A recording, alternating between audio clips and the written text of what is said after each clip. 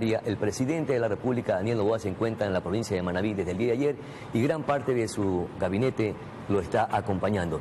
Y es que muchísimas gracias primero por atender esta conversación y compartir justamente algunas novedades importantes alrededor del tema de seguridad.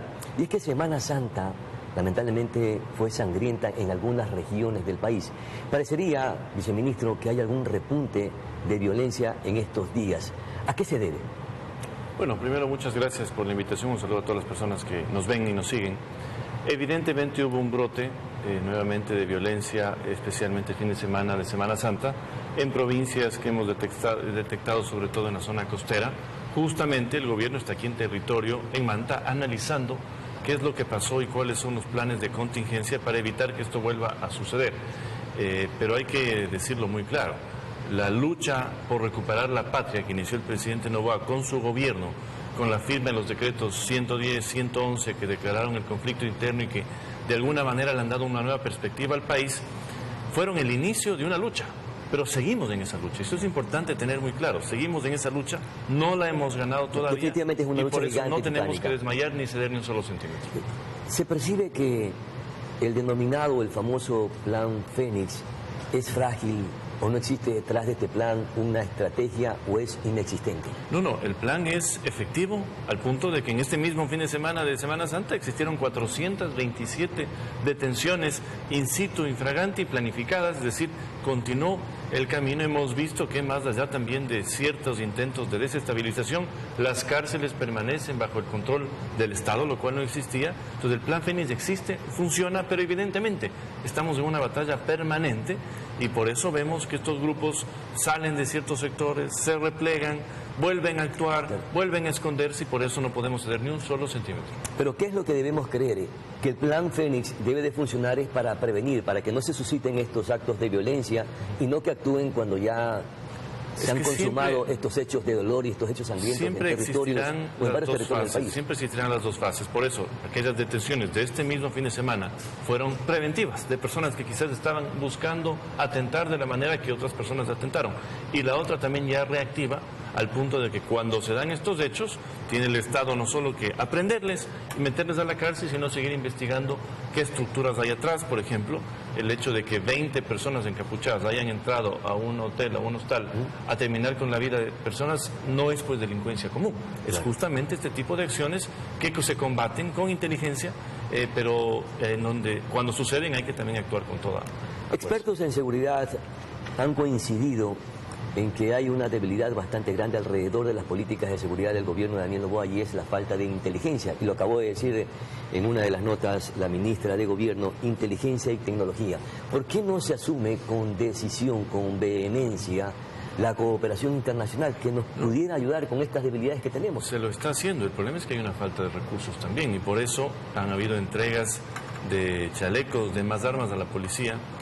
Tenemos que, por ejemplo, mejorar el tema de los radares, justamente en la provincia de Manabí, que hace muchos años sospechosamente se dañaron, pero con los pocos recursos que se tienen se está haciendo todo lo que se tiene que hacer. Evidentemente nos gustaría hacer muchísimo más, dotar de más equipamiento a la policía, a los militares, y por eso parte de esas expectativas vienen con la consulta popular, porque una de las preguntas que tenemos en la consulta popular es para que todo el material incautado de los delincuentes, que a veces llegan con armas de última generación, vía tráfico de armas por la frontera amazónica, puedan estar al servicio de la policía y de los militares inmediatamente. Es una de las preguntas que tenemos en la consulta. A propósito de la consulta popular, ¿qué va a suceder cuando ya estamos a pocas horas o días de que ya no se pueda extender el estado de excepción en el país?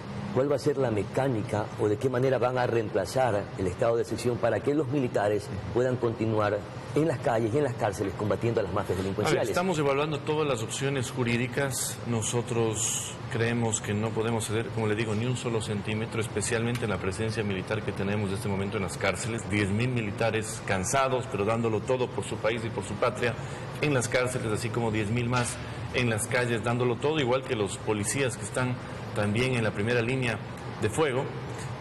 Por eso es importante tener esto de forma permanente, porque estar pensando en renovar estados de excepción y quizás en algún momento la propia Corte Constitucional dice no va más y nos quedamos sin eso. Y por eso una de las preguntas de la consulta popular va justamente al apoyo permanente de los militares a la policía sin necesidad del trámite regular de estados de excepción. Y por eso es fundamental, no por el gobierno, por el país, que esa pregunta tenga respaldo popular. Claro, y mientras esperamos que se desarrolle la consulta popular y que el pueblo ecuatoriano se pronuncie, ¿qué va a suceder en este lapso en el que ya no tendremos la acogida de la instrumentación constitucional de la consulta popular y qué van a hacer con los militares? Tenga la confianza que encontraremos el camino de que esto se sostenga. Estaríamos hablando de que más o menos el 10 de abril terminaría el estado de excepción y ya tendríamos la posibilidad de que esto sea permanente con una votación el 21 de abril en la consulta popular, pero tenga la seguridad que no vamos a ceder, no podemos ceder nada estos días hasta que al menos ya en papel y con cambio constitucional esto quede santificado. Se dice, y un poco revisando los antecedentes de las consultas populares, el pueblo ecuatoriano se pronuncia a favor o no dependiendo de la popularidad del mandatario. ¿Cómo está esa popularidad del mandatario cuando ha tomado decisiones como, por ejemplo, aumentar el IVA, ha aumentado los combustibles? Vemos que no existe una política de seguridad contundente para combatir a la delincuencia, es decir, que la popularidad del presidente está un poco tambaleando. A ver, evidentemente se estabilizó porque la popularidad llegó a un pico de 85% del presidente luego de los primeros actos en contra de la corrupción. Ahora está estabilizada entre el 60 y el 70%, que sigue siendo un margen importantísimo, porque usted lo ha mencionado muy bien, para entrar a un proceso de consulta popular. ¿Cuál hubiera sido la irresponsabilidad de un gobierno? Entrar a un proceso de consulta popular con el 10, con el 11%, como le sucedió al gobierno anterior, y por eso tumbaron una consulta que realmente no se podía perder. Nosotros esperamos que se dé todo lo contrario esta vez, es un presidente popular, con respaldo, por supuesto, incluso luego de decisiones complicadas como la del IVA, que nos ha tocado tomar para sanear en algo las finanzas públicas, pero con esa confianza de que va a haber un respaldo el 21 de abril positivo, no al presidente, al país, porque son preguntas que le conciernen al país. Ahí no hay temas ni personales ni electorales, como lamentablemente lo hemos vivido en algunas consultas populares, y por eso esta es una bandera del Ecuador el 21 de abril. ¿Qué cree que resolverá la consulta popular cuando algunos aspectos de reformas a normas del Código Integral Penal, entre otras, ya han sido planteadas, modificadas en la Asamblea Nacional? ¿O es simplemente el complemento para reforzar el trabajo que se está haciendo alrededor de las políticas de seguridad implementadas por el gobierno? Esto es importante saber para todas las personas que nos siguen. El 21 de abril tendremos 11 preguntas, de las cuales 6 son preguntas de reforma legal y el resto son de reforma constitucional.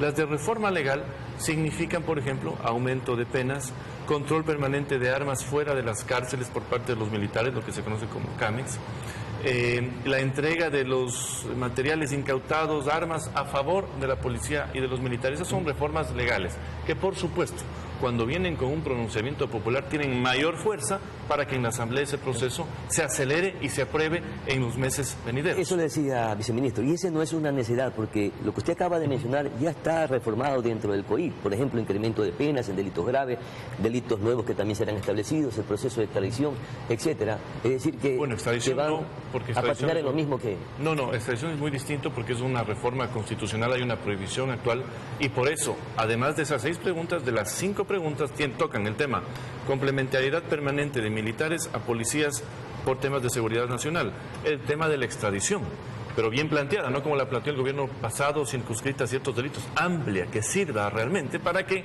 las personas de máxima peligrosidad no estén en nuestras cárceles, sino ojalá fuera del país. El tema también de la reforma del trabajo por horas, fundamental para dinamizar el trabajo, especialmente los más jóvenes que están fuera del mercado laboral. Haber incorporado esa arbitraje pregunta, internacional y justicia constitucional. Ya, esas dos preguntas, arbitraje internacional y la contratación por horas para el trabajo, ¿no cree que podían ser un revés para el gobierno nacional porque existe una resistencia en esas dos preguntas puntualmente? Yo creo que hay una probablemente la gente se pueda confundir en las 11 preguntas. Hay una oposición más ideológica, le diría yo, especialmente a la pregunta del trabajo por horas. Ciertos sectores de izquierda siempre se han opuesto al trabajo por horas, pero nosotros como gobierno creemos que es algo que dinamizará muchísimo el mercado laboral y va a permitir que personas que estaban fuera del mercado laboral, jóvenes estudiando, jóvenes con títulos y sin trabajo, se integren al mercado laboral y por supuesto empiecen ya también a tener los consiguientes beneficios sociales, porque aquí se ha querido malinterpretar de que porque trabajas por horas no vas a estar vinculado en absoluto al IES, y no es así. Todo va paulatinamente y progresivamente. Entonces, yo creo que es un riesgo que corre el gobierno, pero es un riesgo necesario por el país. Lo mismo el tema del arbitraje internacional, quizás es difícil de entender para la mayoría de ciudadanos, pero esto es importante. Le voy a dar un ejemplo. Si una fábrica quiere invertir 20 millones de dólares en Manta, ¿no es cierto?, para temas del atún, y es del exterior, ¿qué es lo primero que dice? Yo creo que mis 20 millones me rindan, pero además que tengan seguridad jurídica. ¿Cuál es la forma de que tengan seguridad jurídica? Que existe una justicia especializada que respete esa inversión. Más allá de los escándalos que tenemos de la justicia ecuatoriana en estos últimos eventos, incluso hoy uno en la mañana, que se llama caso Plaga, en donde hay una serie de juececitos que yo les conocí porque yo les combatí, que regalaban las acciones de protección. Entonces, el arbitraje internacional, ¿qué significa? Seguridad jurídica. Para que esa empresa que quiere invertir 10 o 20 millones de dólares en Manta, traiga la plata, produzca y que no sea susceptible a ningún problema integral. Perfecto, volviendo nuevamente al tema de seguridad. Ya está en vigencia el incremento, el alza del IVA a partir del 1 de este mes de abril. ¿Qué van a financiar con los primeros recursos que se van a recaudar producto del aumento del IVA? Tenemos dos debilidades que son importantes y que son cruciales para el combate a la delincuencia. El servicio de inteligencia y también tecnología, como lo mencionó la ministra. Así es. Bueno, hay varios procesos de compra de equipos de inteligencia. No se olvide que hay 3 inteligencias en el país: la militar, la policial y por supuesto la del gobierno, que la comanda y la concentra el CIES. Todo eso se está tecnificando, se están rompiendo viejas estructuras también que no funcionaban bien y que creemos también soplaban información a ciertos grupos irregulares. Imagínense usted filtraciones dentro del propio Estado.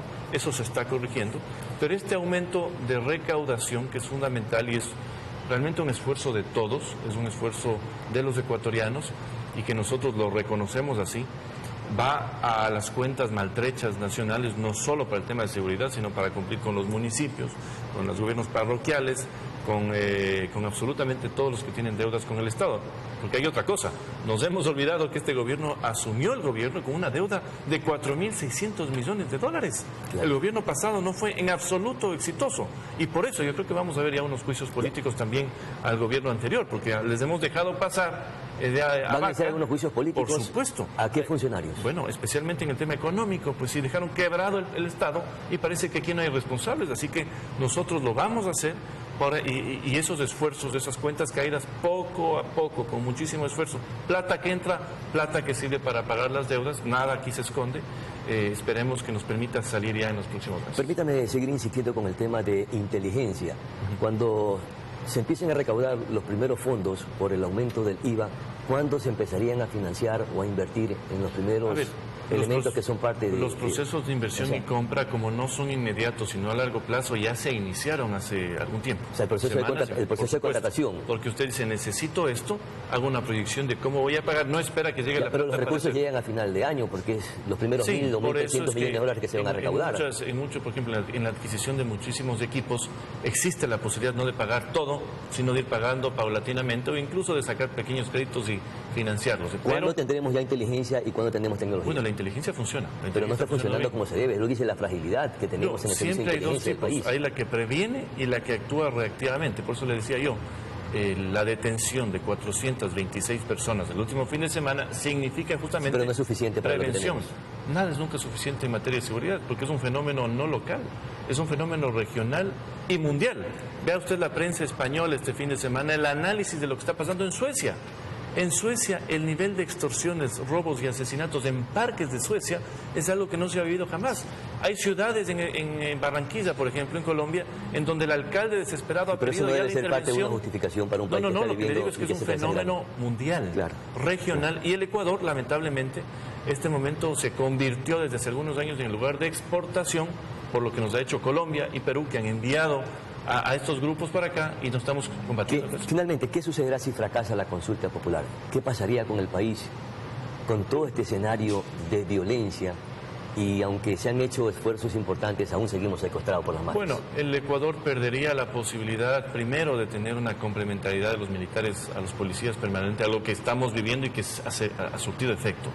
Perderíamos la posibilidad de enviar a los peores criminales fuera del país con extradición, es decir, no pierde el gobierno, aunque por supuesto sería un revés político para el gobierno, pero sobre todo va a perder el país. Yo por eso lamento que ya hayan grupos políticos que se están activando en contra de la consulta, no porque se opongan a las preguntas, porque se oponen al gobierno y creen que una victoria del gobierno sería una victoria política de miras al 2025, cuando nosotros lo vemos más bien para continuar lo que se inició con el decreto 110 y 111, y es fundamental en esa lógica que haya un respaldo del pueblo ecuatoriano. Esteban Torres, muchísimas gracias. Gracias, Viceministro de Gobierno ha estado conversando con Noticias Normal, precisamente en los estudios del canal. Vamos a